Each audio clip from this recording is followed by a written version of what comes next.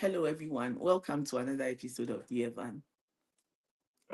So I think we starting about 7 minutes late. So apologies for the delays. Daylight savings has ended, and so the time shifted, and everything is pretty confusing. So accept our apologies for the delays, and we going to get started. But before we do so, please go out there and share the feed as usual, and let's get this going. So let me do mine as well. Let's get this going ASAP. Okay. So last week we were um discussing the motivation part of emotional intelligence. And we're going to continue that today because last week we had a glitch in our transmission, and so we couldn't really go the full length.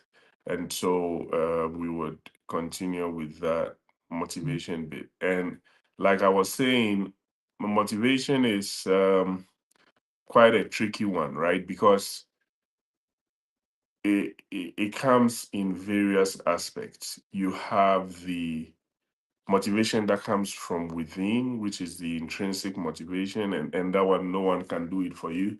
You need to be motivated yourself and be encouraged in the Lord and all that. And then there is that which comes from without. Now, if you are in a relationship, okay, and every now and then someone needs to come to you to motivate you and give you reasons why you should continue in that relationship, my advice to you is to find a way out, right? Because um, the intrinsic motivation is a stronger motivation than what you would get from without. And so, if within yourself you're not really motivated, you don't really you don't really have a strong or good enough reason to continue a relationship or continue a marriage, then I think you might as well um find a way to motivate yourself. Prissy, what do you think about that? Yeah, so I think that when we grow up, Hmm. maybe as kids, Yeah. our parents are there to guide us and push us, Right. do a lot of stuff, and Yeah. then that sudden shift from being children to adult and having to um, self motivate or Yeah. make sure that you see things through to the end. Yeah. It's sometimes difficult for especially people who have had to rely solely on their parents to push them to do things. Mm. And so it's I think that it's also, like I was saying, it depends on how you were raised. So if you were fortunate or unfortunate to have parents Yeah, to right. have parents who would leave you early to do things by yourself, Yeah. and so you were self motivated as a child, then it's easier for you to continue Yeah. as an adult. But then if you always had to rely on your parents to push you to do things, then it becomes another issue. It's either you learn to motivate yourself at Mm. that older age, or you still wait for somebody outside to come and For push you. new Yeah. parents. Yes. So I think that's about it. Yeah. And like you said, there's also an emotional intelligence thing. Yeah. It's one of the key facets of emotional Yeah. intelligence. Hey, Daniel Olomete, good to have you. Now, I think that again, I keep saying this. everything goes back or points back to the foundation. It goes back to the initial stages of the relationship. This thing called motivation, right, usually stems from your why.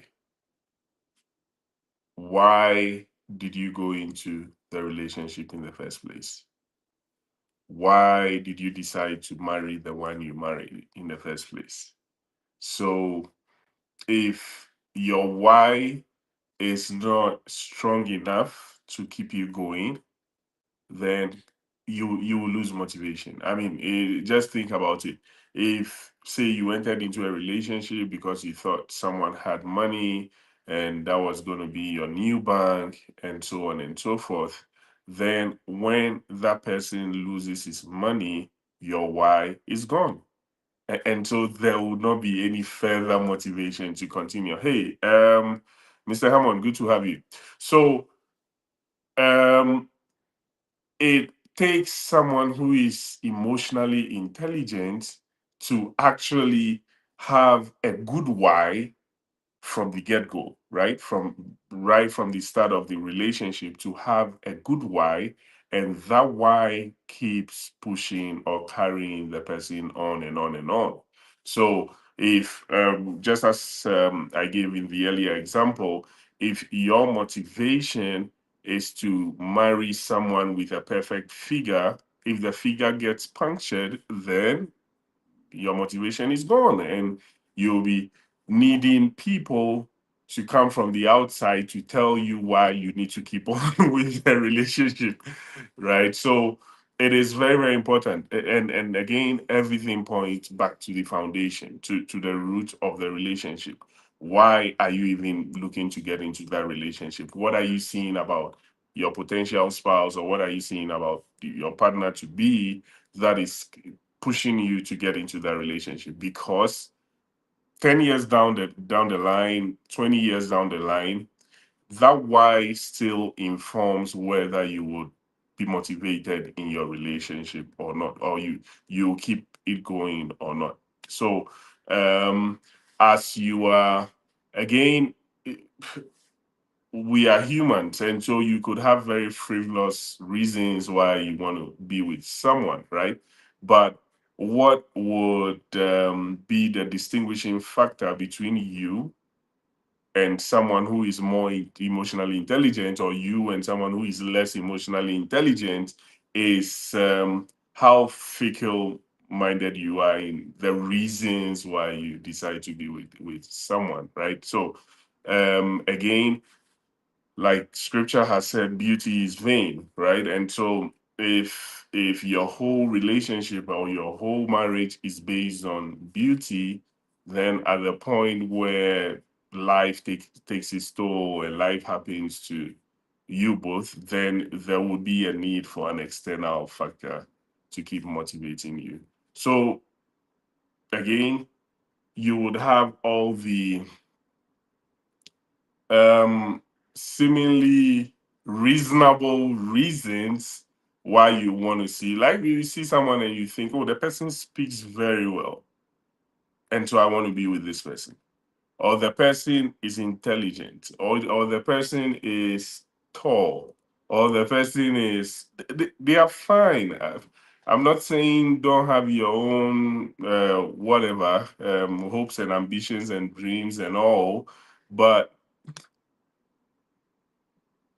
some years down the line, is that thing solid enough to keep you going? Hey, Rosman, good to have you. Right. So it it sounds like one of those things where you go like, oh, you don't know what we're talking about, you don't know what we're talking about. But hey,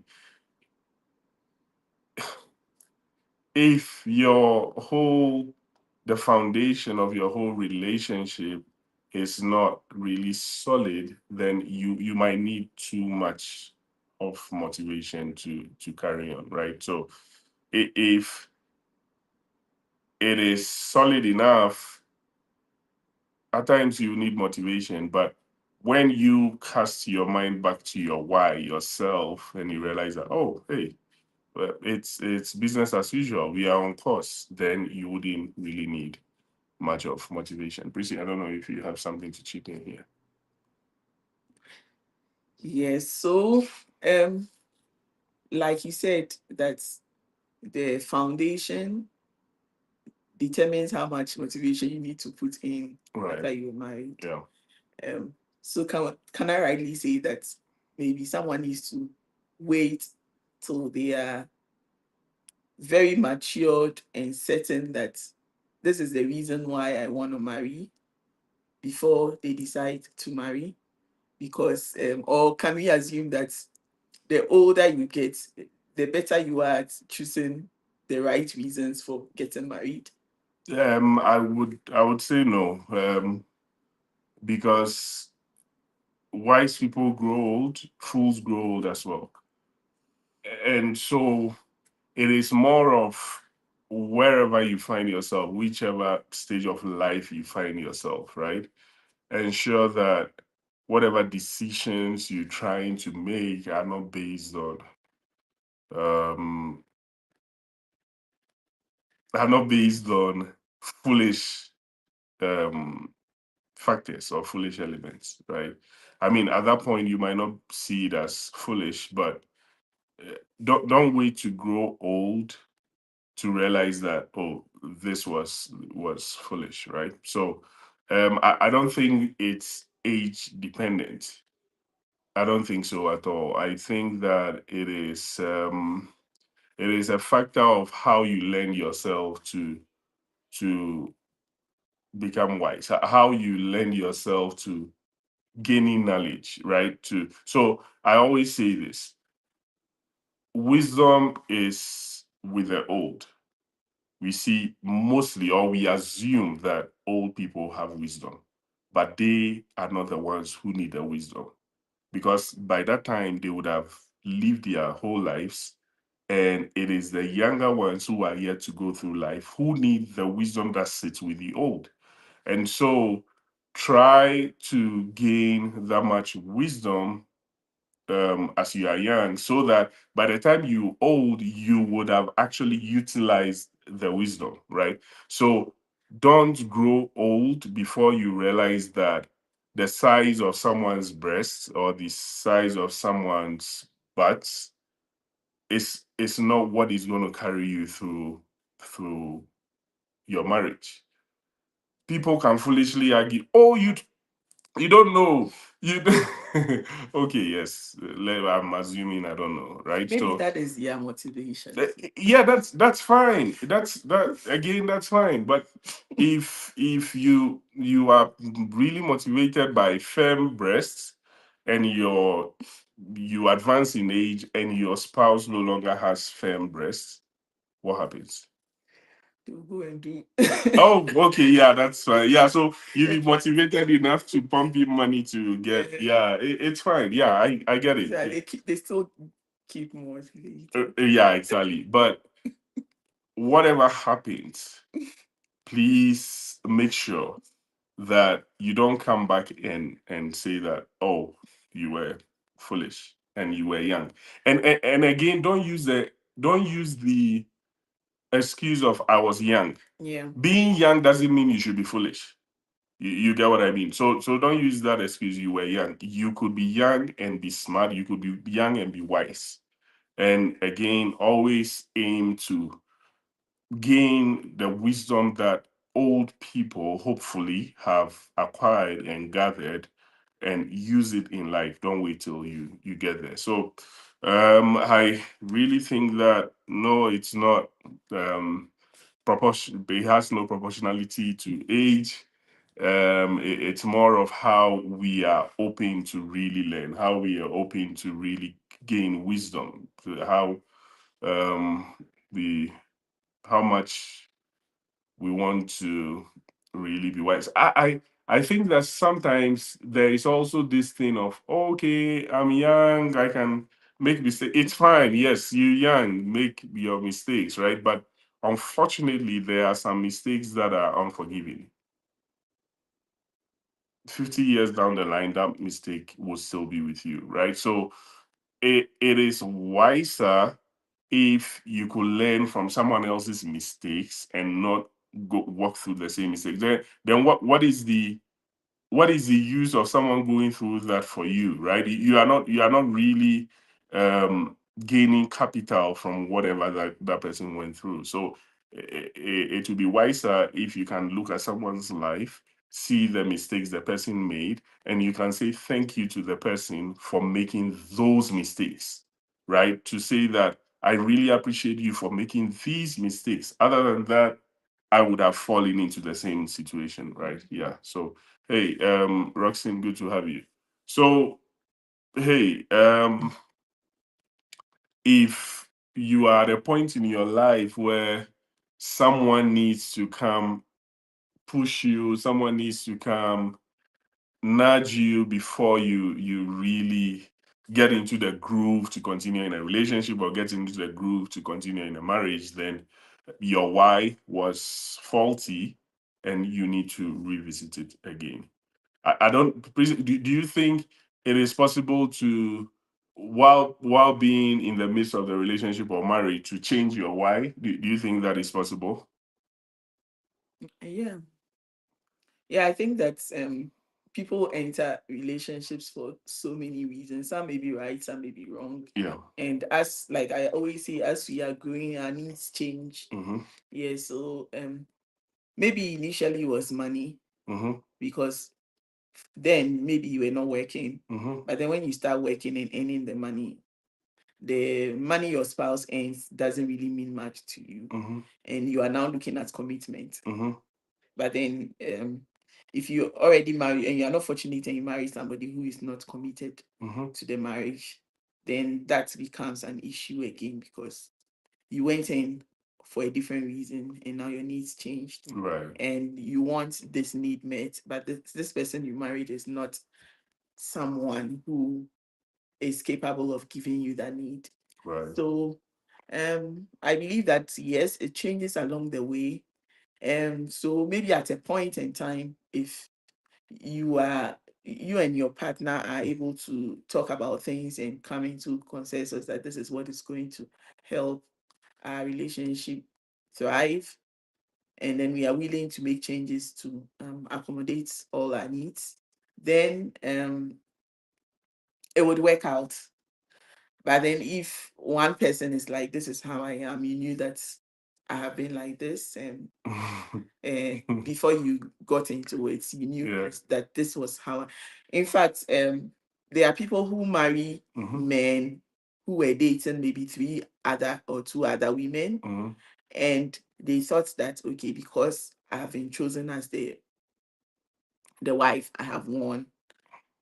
And then later on in life, they find out that the man has side chicks, and they want the man to stop. Meanwhile, you knew when you were entering that this is a man that cannot stick to one woman. And so the man tells you that you were aware that this is how I am. And then now you lose the motivation Yeah. because now you feel that there's the need to for the man to stick to only you and all that. So there are some of the things that cannot change. Right. So if that was your motivation Mm-hmm. when you were entering that you have won, then you have to stay in it. You are still winning. And the side chicks are there. So you just have to find a way to motivate yourself to remain in it. Or I don't know how you're gonna if you're gonna find your way out, but those are some of the issues. Yeah. And I think that in a relationship or in marriage, it is relatively easier if um you can have someone you can review goals with, you can review ambitions, dreams, and all with, right? So when you get to that point where you feel like, okay, maybe we started with this as our goal, right? And maybe it's been achieved. If you need extra motivation to carry on, then you need someone you can sit down and do reviews with and say, hey, this was what we started out with, this is where we are, and this is where we want to go to. And if you can actually get to that point, what it means is that at every point in time, you reviewing your goals and you going in quotes higher. You trying to not be so content or what was the word?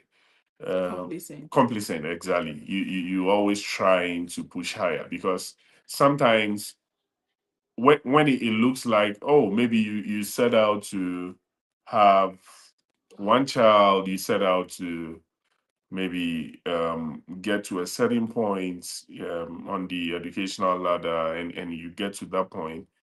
If you don't take care, that is what would spell the doom of the relationship or of the marriage, right? So in your mind, whatever you set out to do, you've done. Like let's say that there is a woman who says that, oh, I just want one kid, one nice beautiful kid, and the woman gets that nice beautiful kid.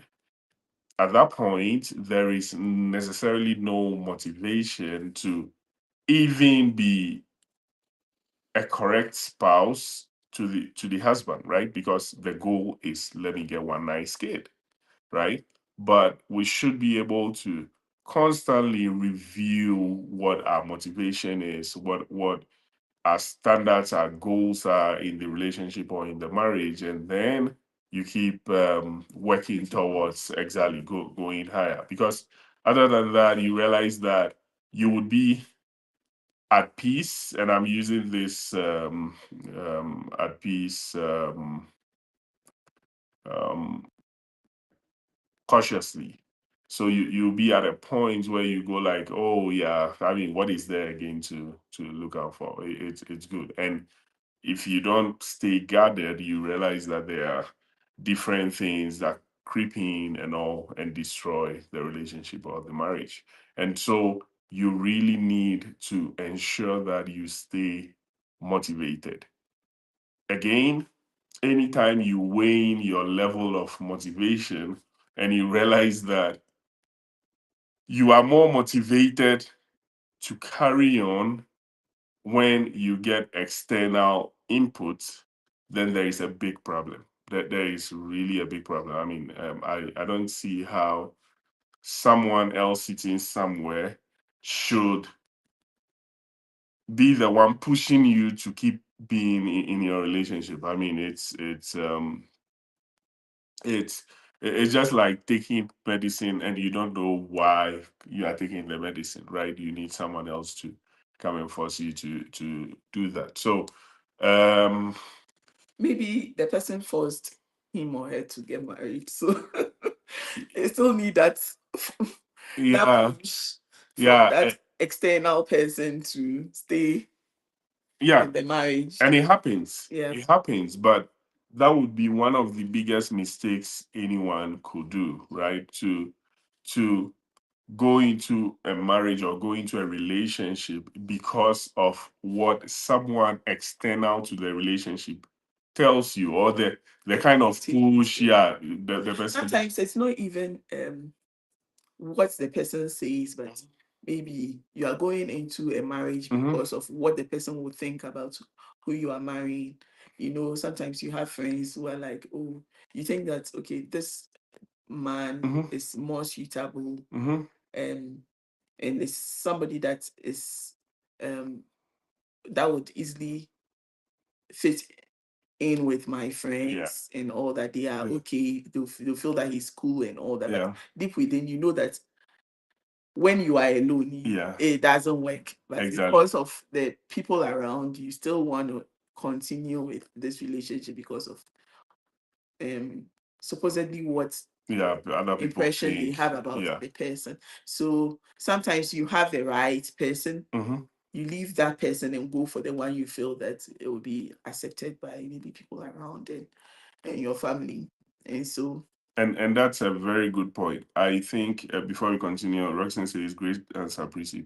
Um, I think that that is where we say that the fact that you are young doesn't mean you should be stupid, or you don't need to be old or advanced in age to be smart. You don't need to be. advanced in age to be wise, right? If there is, when we are all like teens or getting into the adolescent age, right? There is this affirmation that we seek from our friends, right?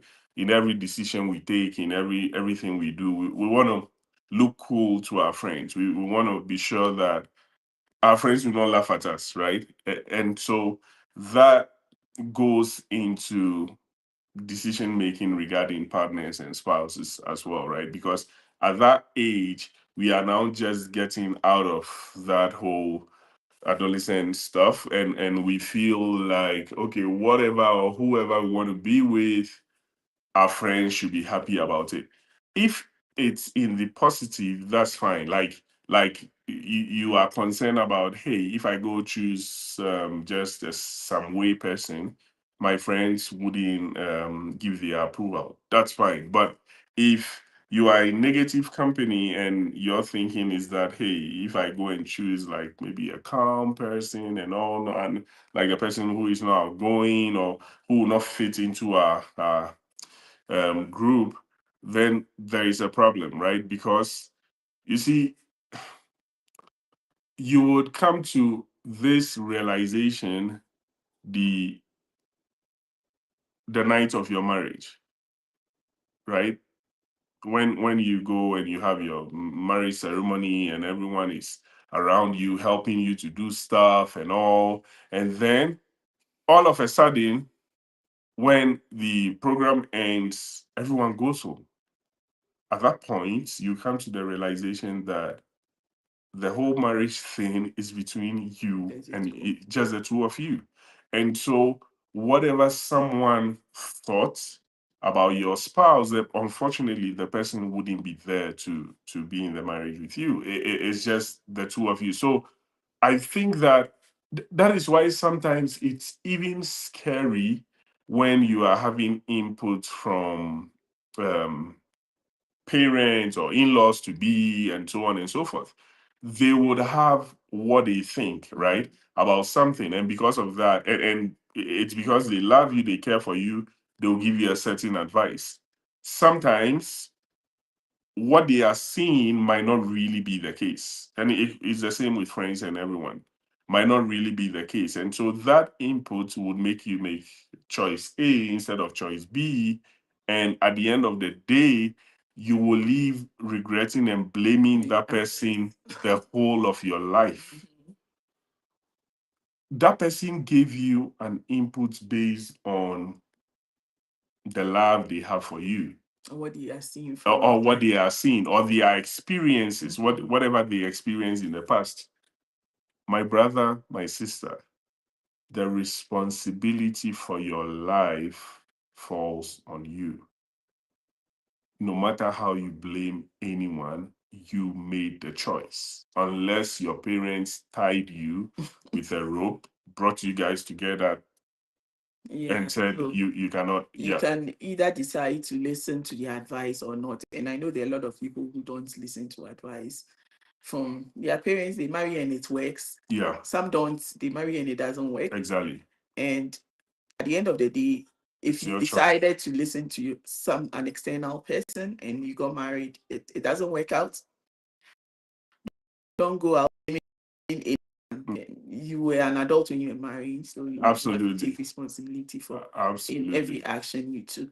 Yeah, so don't do the blame game that because this person said this. No. Yeah. So at the end of the day, it's your choice. You lay on your bed how you laid it. You after you lay your bed, you lay it, right. So sometimes it's tough to take that decision. I mean, when you have to take that decision, right? Because you don't know the future. That's why you should depend on God to guide you to take the right decision. And again, your motivation is flawed, or it's because someone else is pushing you to do it. At the end of the day, the person will not be staying with you in your marriage. If the person comes to stay with you in your marriage, then there is a problem in the first place, right? So It's tough. I see Reverend Senyo smiling. Yeah, it's tough. Um it's not one thing about marriage is it's a lifelong institution. That is if right. And so decision you take should it be taken like you would you can go to a store, buy a dress and return it. You could go to a restaurant, buy food, tell them I don't like this food, and they will either give you a refund or give you more food, right? More of the food you said you don't like. Now, unfortunately, if you actually go in according to the precepts of marriage and so on and so forth, you can't just go pick a wife back to the parents and say, no, this wasn't what I bargained for, right? It is supposed to be a choice for life. And so if you have to make this decision, it should be made with all the wisdom and all the tact that you could apply. And again, that's where we go like, okay, you should be led by God. That is if you believe in God, because as we sit, we don't know the future. He's the one who holds the future. And so if you want to know about the future, ask the one who knows about the future, right? It's simple.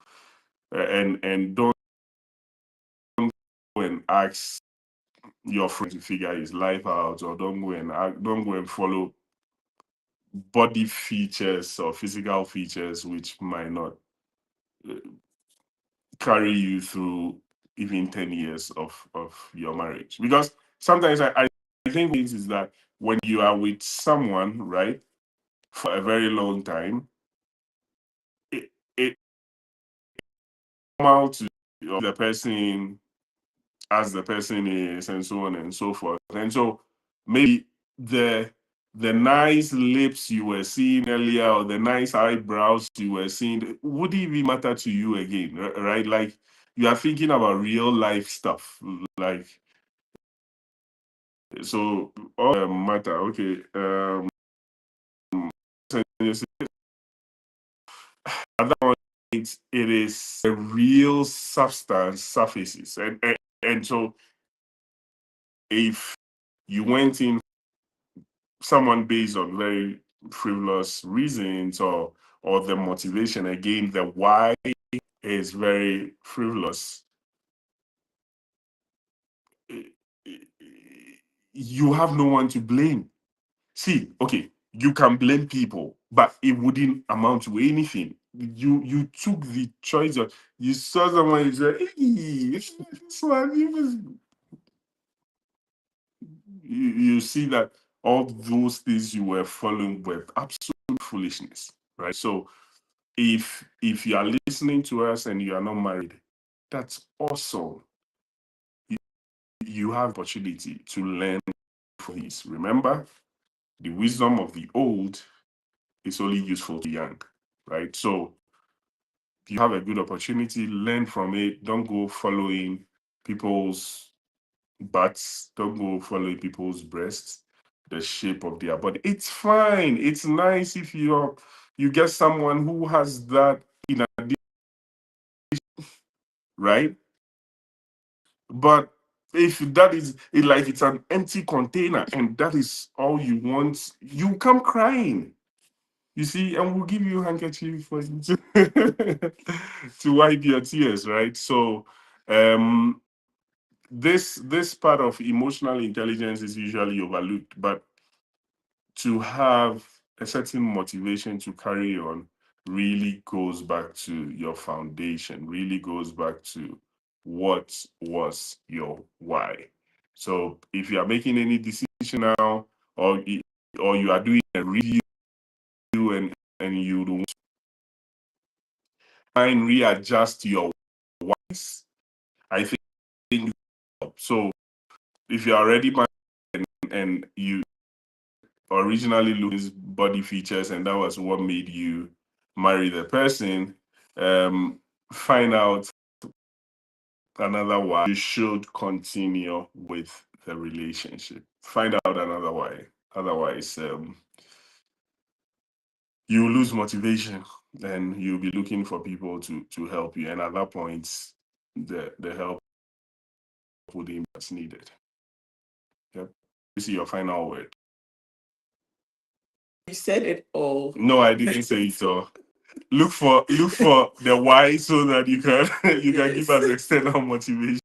Yeah, so Yeah. my advice is that you are responsible for every action you take as Right. an adult. Right. And so whenever you have the opportunity to make a choice, you have to consistently in prayer and then make your choice. Don't make it based on parents want or what your friends around want. Be about what I can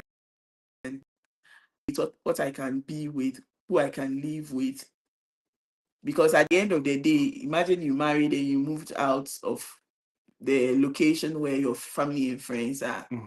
You'll be left with that person alone. Yeah. And how are you going to run that marriage? How is that marriage going to thrive without all these people around you? Yeah, so it should be more about what you can live with and all that without any influence. Okay, so let me end this on a rather silly note. You see, when boys are growing up and they are at that adolescent age, they see ladies who are also in the adolescent age, right? Who have started developing breasts, who have started becoming heavy, and so on and so forth. And I don't know which adult thoughts to be that mindful of extent. I get it, it's fine.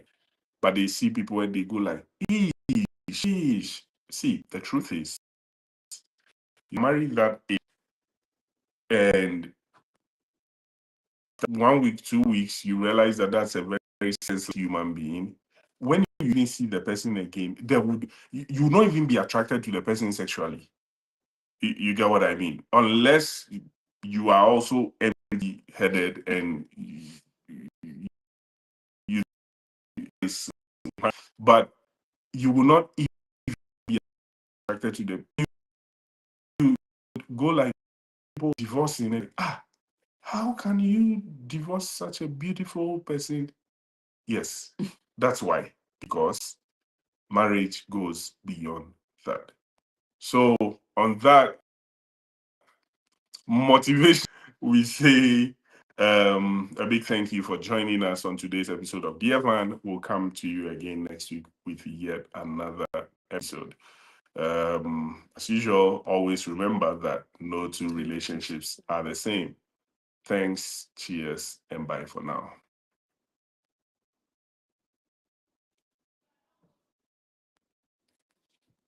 So if the operator doesn't take us off, we'll continue discussing motivation, right? So if you still on as we waiting for our motivation, to give motivation.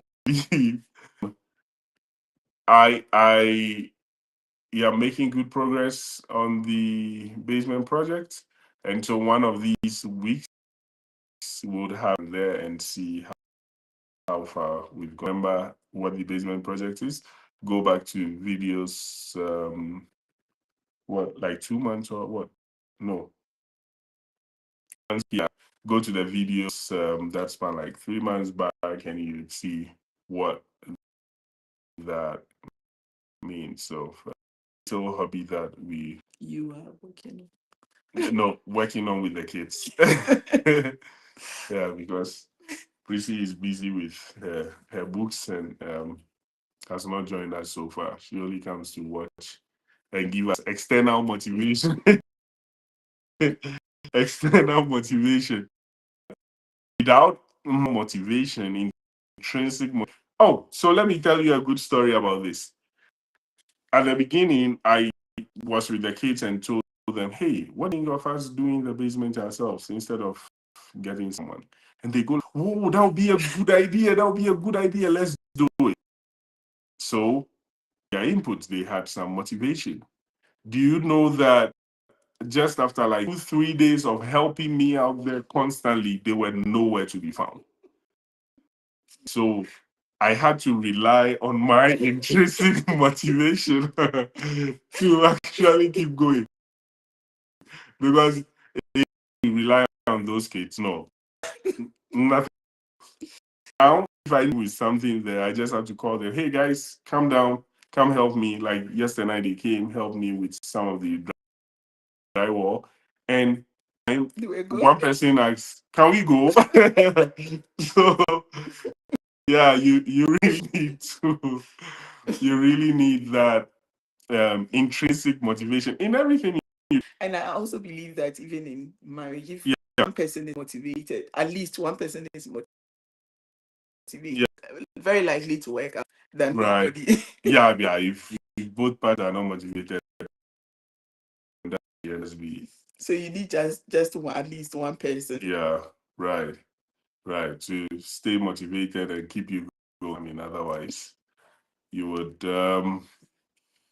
I mean, you go like, oh, who for us? You win, but your why is not. It's not strong enough, right? So, keep analyzing and checking and asking yourself, hey, what exactly was the motivation? I think that for people who go into marriages where maybe their parents want them or their friends want them, their motivation is it must work to shame. Yeah, okay.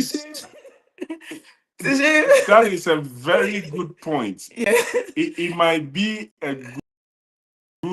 It's not good. Yeah, it might be what pushes people on. For some, that is what. Yeah, my enemies will not have it. So if we go like, yeah, if this thing doesn't work, people will laugh at us. Enemies. Yeah, exactly. People, so it will also be it's a wrong motivation, but it's a good motivation. A good way. Yeah, exactly. Can help to stay motivated and keep going. Hey, yeah. So, keep working on what makes you motivated. Keep driving yourself to. Today, Sammy wants us to go hours. Yeah, Sammy. Today, Sammy has just left us to keep going. Yeah. So, Sammy, at this point, I think that.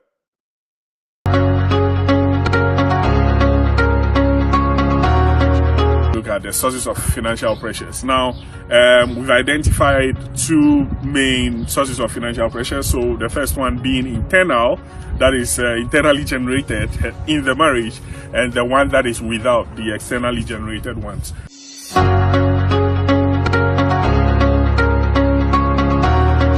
What makes you two happy, and not allow the pressure of having to impress everyone have a toll on your marriage.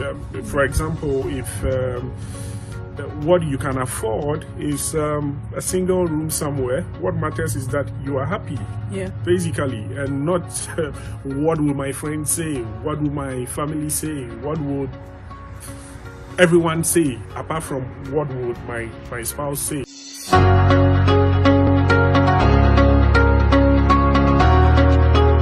Having kids is like having little bosses at home. They control what you do. Yeah. It's very difficult to control kids. So it's not easy to handle them. It brings a lot of pressure, especially if you are not that used to taking care of